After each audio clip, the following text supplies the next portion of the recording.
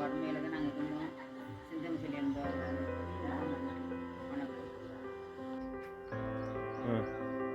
அறம் செய்ய விரும்பும் குழுவுக்கு வணக்கம்.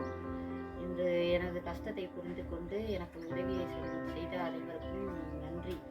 எனக்கு இன்னைக்கு நிலைமைக்கு எனக்கு இந்த பொருளை வழங்கி கொடுத்த பிரதீபனுக்கு மனப்பூர்வமான நன்றி. இது எங்களுக்கு இங்கே கொண்டுட்டு வந்து கொடுத்த எனது சகோதரர் இருவருக்கும் எனது மனமார்ந்த நன்றியை நான் தெரிவித்துக்